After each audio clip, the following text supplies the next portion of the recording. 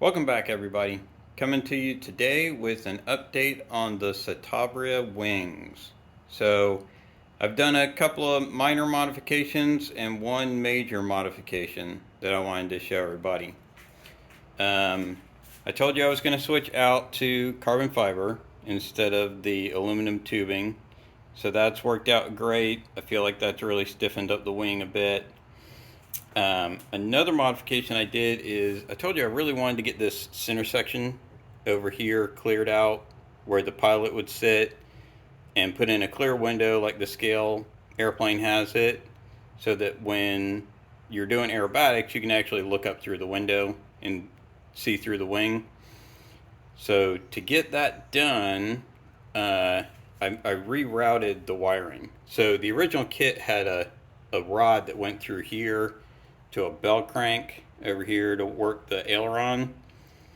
And obviously, with modern electronics, it's going to be a lot easier to just put a servo out here instead of a bell crank and all the rods. But I still didn't want all this wiring to come through and through the cockpit to try to get to wherever I put the receiver. So what I did is I actually drilled some holes back here. So the wiring will come through here and then actually through these holes, and back here behind the window I'll have a magnetic hatch, and that's where all the electronics will plug in. So I'll have my servo leads and lights. So I'm going to put some lights out here on the wingtip. I have the lights, they're just not drilled in and ready yet. But I feel like that's going to really make this thing kind of stand out. It'll look really pretty cool.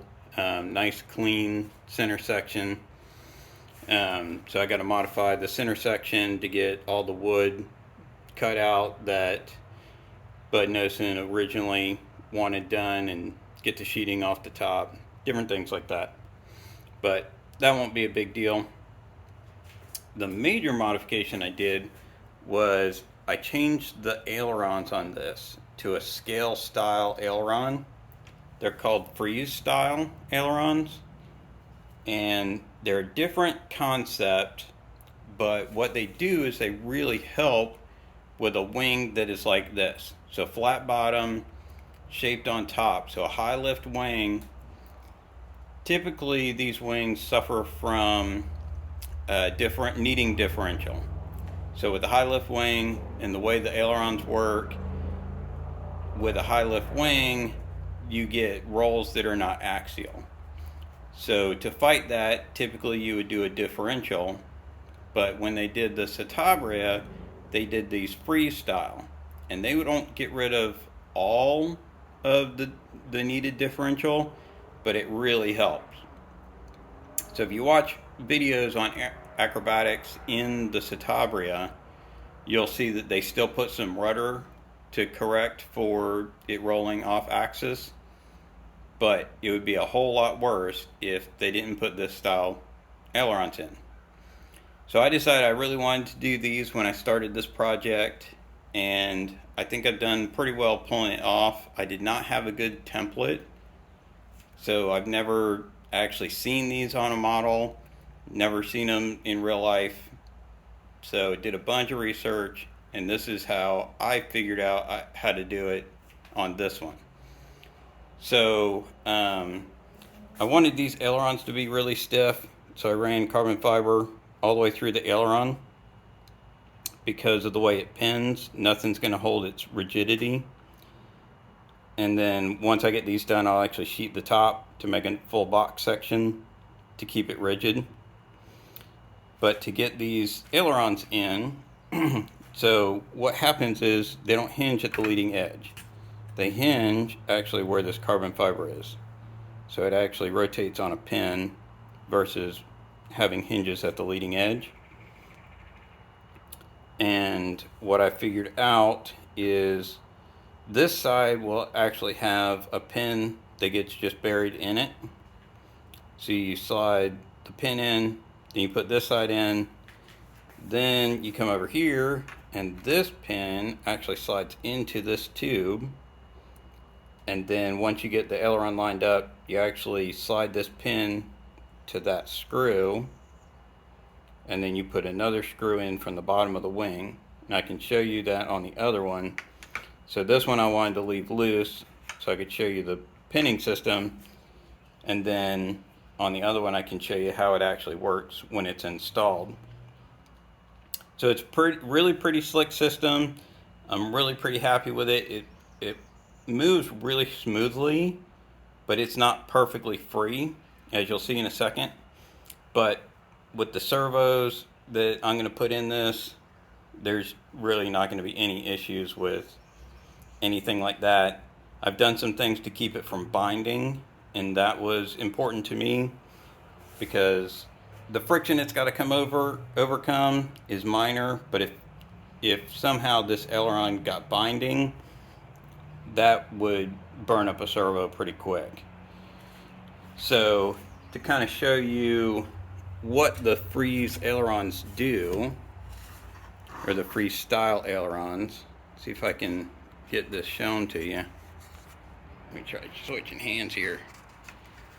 So when the aileron actually goes down, you get kind of a normal, we're not going to focus here, are we?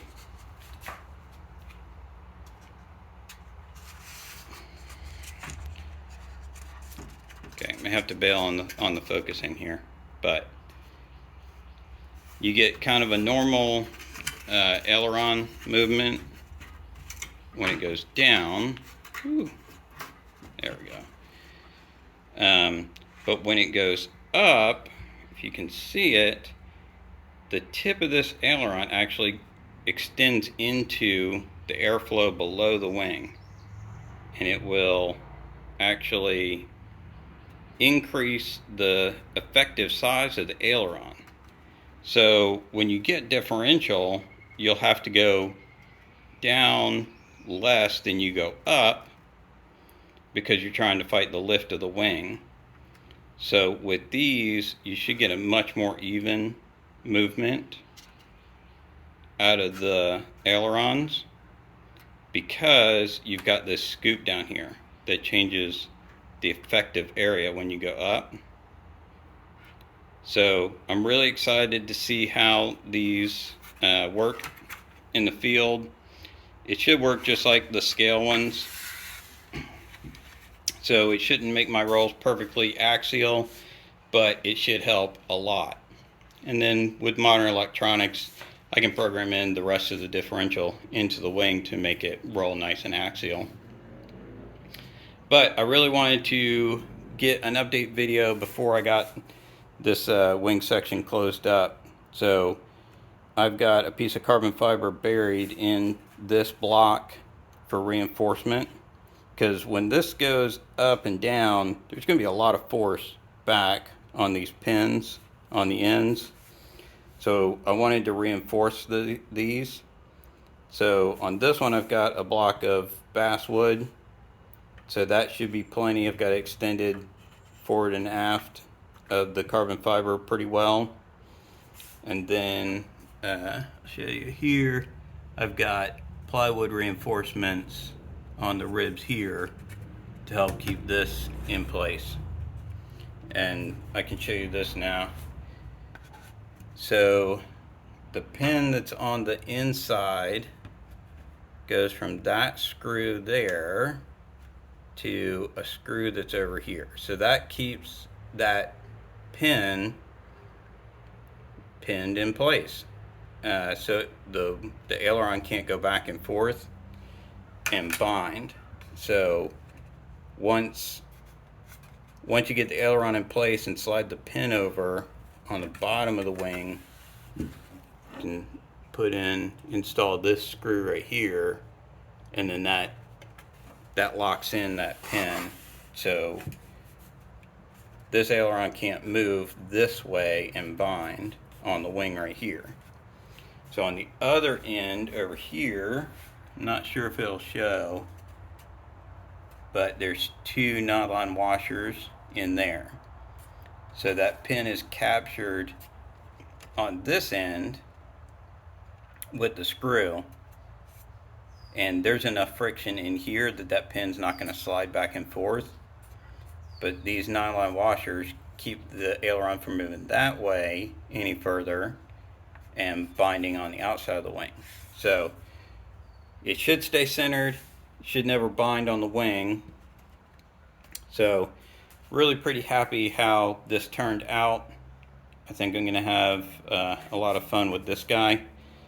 But I really wanted to get this system in place, and then later on I'll come back in and sheet the top of this so there'll only be a 1/16 inch gap on top, 1/16 inch gap on the bottom, all the way across, keep my airflow nice and smooth. So that's where I am on the wings. Really pretty happy. I can get back moving. Like I said, I didn't want to close this up and shape this wingtip until I made the video. So really excited. I'm hoping to have this ready again for a scale contest that we have at our club this year. It'll be in the fall. So got a lot of work to do, but I'm excited. So okay, till next time, happy flying.